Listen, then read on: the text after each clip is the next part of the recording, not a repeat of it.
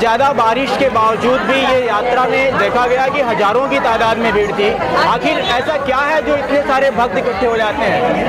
देखो, सिर्फ मथुरा उत्तर प्रदेश में ही आज हरिनाम संकीर्तन यात्रा नहीं निकली है, बल्कि पूरे देश भर में बापू जी के साक्षात्कार दिवस पर ये विशाल और भव्य हरिनाम संकीर्तन यात्रा निकली है। आपने कहा कि ऐसा क्या है, मैं यही कहता हूँ कि ये सदगुरु का दर है, यहाँ मनमानी नहीं होती। निंदा करने वालों निंदकों ने चाहे कितनी भी निंदा करी हो, लेकिन बापू जी के साधक जानते हैं बापू जी की सच्चाई क्या है। बापू जी के साधक बापू जी को सिर्फ मानते ही नहीं, गहराई से जानते हैं कि बापू जी हमारे सच्चे हैं, हम बापू जी के बच्चे हैं। मीडिया ने और दूसरी षड्यंत्रकारी शक्तियों ने चाहे कितना भी कोई प्रचार किया हो, लेकिन उसके बावजूद भी आज 10 साल 10 दिन होने के बावजूद भी बापू जी को एक दिन की भी पैरोल नहीं दी जाती। वहीं पर इस देश में बड़े बड़े भ्रष्टाचार करने वाले नेताओं को, अभिनेताओं को जेल से पैरोल मिल जाती है। तो ये कहीं ना कहीं कानून का दोहरा मोहरा दिखता है कि माथा देख के तिलक करते। इस देश में गरीब से गरीब आदमी और बड़े से बड़ा आदमी न्याय सबके लिए बराबर है, तो न्याय दिखना भी चाहिए। तो आज मथुरा उत्तर प्रदेश में हजारों हजारों की संख्या में बापू जी के प्यारे दुलारे साधक यहाँ पर आए। शरद पूर्णिमा के उपलक्ष्य में प्रत्येक वर्ष यहाँ हरिनाम संकीर्तन यात्रा निकलती है, तो यहाँ पर आज भी हजारों हजारों की संख्या में लोग आए थे और पूरे देश भर में ऐसी हरिनाम संकीर्तन यात्रा निकाली जा रही है बापू जी की शीघ्र रिहाई की मांग को लेकर के। स्वामी जी आपके ही भक्तों की का सवाल है कि आखिर हमारे संत आशाराम जी बापू जो गुरु जी हैं, इनके भगवान है, वो कब आएंगे? देखो, मैं हमेशा कहता हूँ कि सदगुरु की तपस्या ही ढंग लाएगी, ईश्वर से न्याय हमें अवश्य मिलेगा। इतना कुप्रचार होने के बावजूद भी साधकों की श्रद्धा टस से मस नहीं हुई है और सब साधकों को विश्वास है कि हमारे बापू जी निर्दोष है।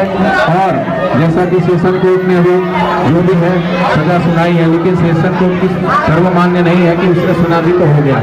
अभी हाई कोर्ट में चल रहा केस में सुप्रीम कोर्ट है, वहाँ अगर कोई त्रुटि रह जाती है तो हाई कोर्ट में सुधार दिया जाता है। तो ऐसा मानना है कि हम सबको कि हाई कोर्ट से बापू जी को बरी किया जाए और जल्दी से जल्दी बापू जी हम सबके बीच में आएंगे, ऐसा हम सब साधकों को पूर्ण गुरुदेव पर श्रद्धा और विश्वास है। इतनी वर्षा हो रही है, इंद्रदेव भी इतने प्रसन्न है, अमृत बरसा रहे हैं। आज गुरुदेव की कृपा से, गुरुदेव के सानिध्य में हम ये संकीर्तन यात्रा मथुरा में भगवान कृष्ण की नगरी में शरद पूर्णिमा के महोत्सव पर निकाल रहे हैं। युवा सेवा संघ और बाकी सभी भाइयों ने, सभी समितियों ने खूब जमकर इसमें भाग लिया। और आप देख सकते हो हजारों की संख्या में साधक भाई बहन दूर दूर से आए हैं और भारी बारिश होने के बावजूद भी संख्या में कोई कमी नहीं नजर आई है। और आप देख सकते हैं जो अभी भी उमड़ा हुआ है।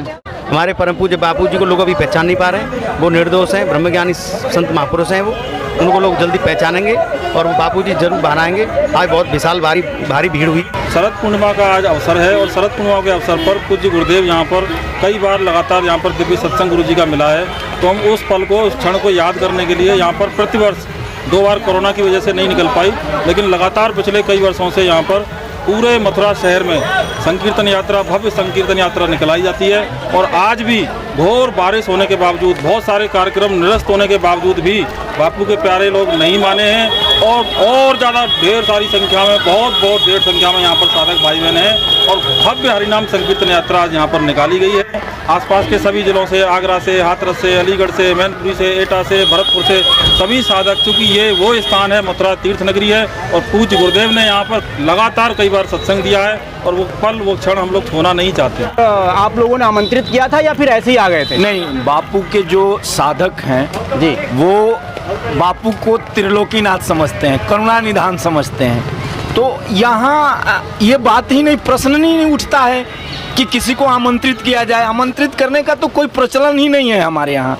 गुरुदेव का जहाँ चित्र लग जाता है, विग्रह लग जाती है, कोई कार्यक्रम निश्चित हो जाता है। आप देखिए, कार्यक्रम फिक्स था कि 9 तारीख को शरद पूनम पर भव्य संकीर्तन यात्रा मथुरा से भगवान श्री कृष्ण के जन्मस्थली से निकलेगी और साधकों में ये मैसेज पास हो गया। केवल व्हाट्सएप, सोशल मीडिया मैसेज के थ्रू हर जगह आश्रमों में ये कार्यक्रम को वहाँ तक पहुँचा दी गई और अपने आप साधक ये 3 दिनों से बारिश हो रही है, आप देख रहे हैं ना, 3 दिनों से बारिश हो रही है, लगातार बारिश हो रही है जी 12 तारीख तक होगी। हाँ, 12 तारीख तक होगी और सबको पता है कि ये बारिश बंद नहीं होने वाली है। फिर भी आप देखिए कितनी यात्रा भीड़ थी। पूरी यात्रा में लगभग हजारों से ऊपर के तादाद में बहने, बच्चे, गुरुकुल के बच्चे, छोटे छोटे बच्चे भींगते हुए चल रहे थे। केवल करुणानिधान और त्रिलोकीनाथ,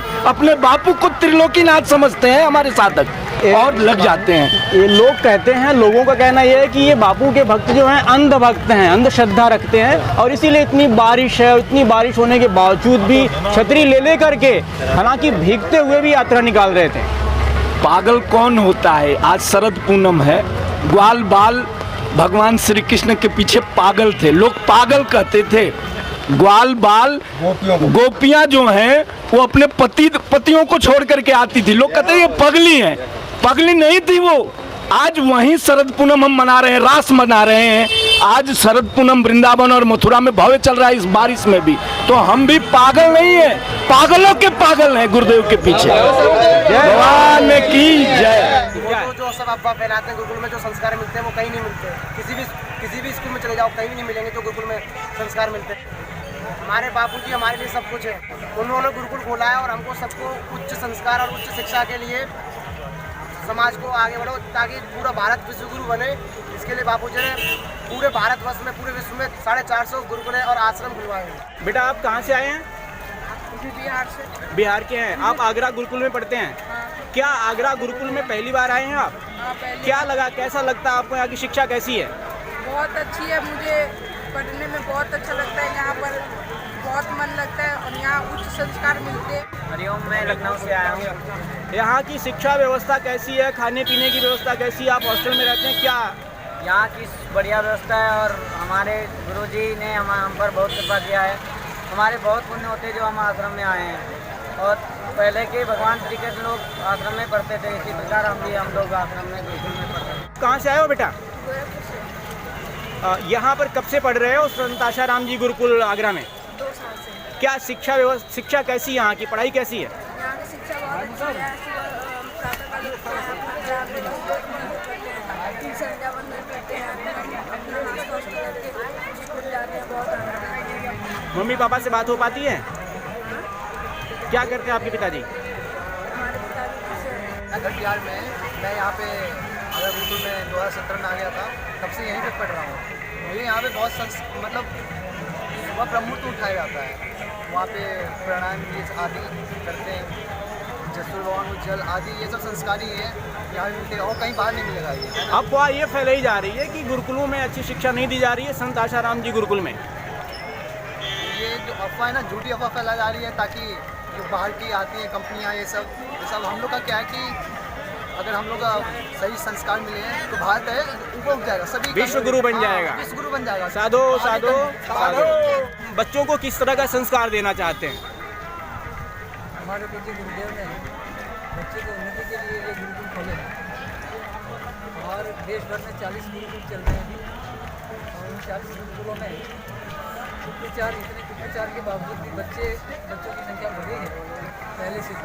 हमारे पूज्य गुरुदेव की कृपा है कि बच्चे ये जो बारिश है इतनी, फिर भी इस बारिश में भी इस कीर्तन यात्रा में झूम के नाच के सभी गा रहे थे और पूज्य बापू जी के जयकारे रहे थे। आचार्य जी एक आखिरी सवाल ये कि संत आशाराम जी बापू पर घोर घृणित आरोप लगा है, उसके बावजूद भी क्या ऐसा कारण है, क्या कारण है कि इतनी सारी पब्लिक जो है उनके किसी भी कार्यक्रम में देखो तो इतनी भीड़ क्यों होती है?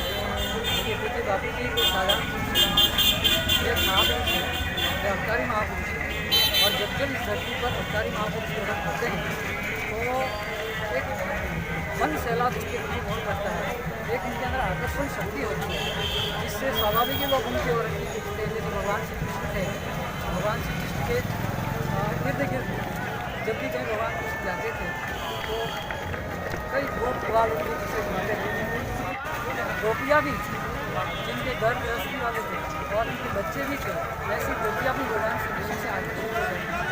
यही शक्ति हमारे गुरुदेव के अंदर है कि बापू जी जहाँ कहीं भी सत्संग देते हैं तो जैसे ही बापू जी बैठते हैं तो हजारों की तादाद में इनकी लोग उनकी ओर आकर्षित हो जाए। कि आज से 5000 कुछ वर्ष पहले यही वो स्थान है जहां आप खड़े हैं, यहीं पर यही व्रज क्षेत्र है, यही मथुरा है। इसी क्षेत्र में कृष्ण भगवान ने गोपियों को निमित्त बना करके अमृत रस बरसाया था, अमृत रस पिलाया था, रासलीला की थी। वो आज का दिन है। देखिए भगवान श्री कृष्ण ने उन्हीं लोगों को बुलाया बांसुरी की तान छेड़कर जो अधिकारी थे। वैसे ही हमारे पूज्य बापूजी भी जो उनके शिष्य हैं, बापूजी भी अपने ब्रह्म ज्ञान के रस से पूज्य बापूजी ब्रह्म ज्ञान की अपनी कृपा दृष्टि से उन्हीं लोगों को पूज्य बापूजी से वही लोग आकर्षित होते हैं जो अधिकारी हैं।